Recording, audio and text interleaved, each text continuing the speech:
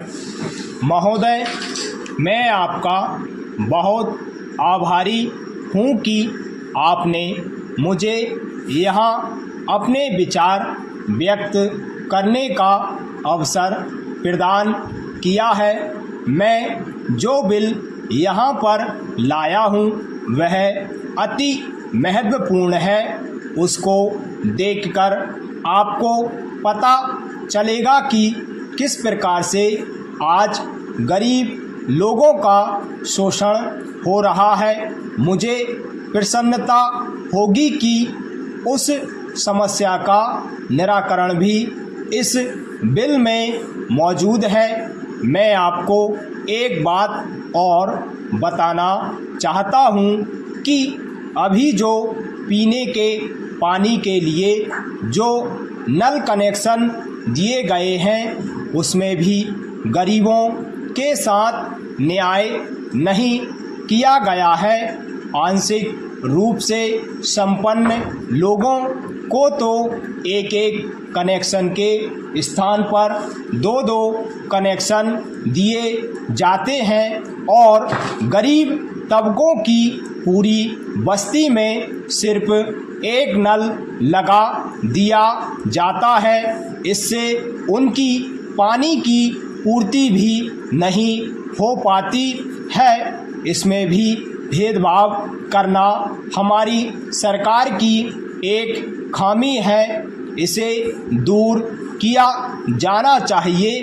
Para हमें चर्चा करना है कि अभी कुछ दिन पहले देश में गेहूं का जो प्रश्न खड़ा हुआ था उस पर भी हमें अधिक ध्यान देना चाहिए और गेहूं को जहां तक हो सके सस्ते दामों पर मुहैया कराना चाहिए, जिससे गरीबों मजदूरों को कुछ राहत मिल सके।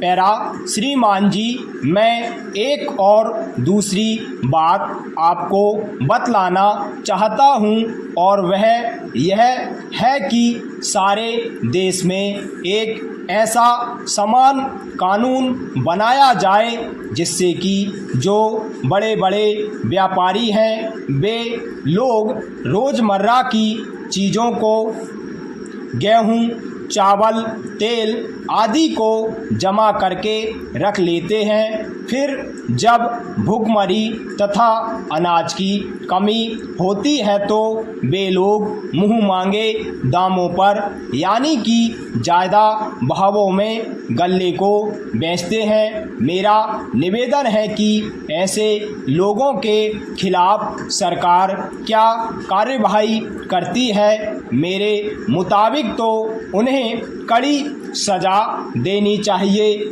और इसे हमारे संविधान में शामिल किया जाना चाहिए।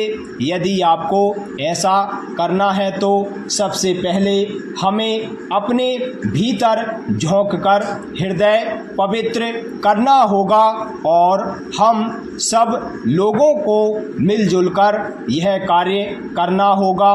हम सबको इस बात के लिए तैयार होना चाहिए कि हमें इस बात को पूरे समाज को बताना है और उनके दिलों में यह बात घर कराना है कि जब हम सब मिलकर कुछ करेंगे तब ही समाज का भला होगा। इससे हमारे देश के गरीब लोगों का जीवन स्तर उठेगा और देश भी आगे उन्नति करेगा।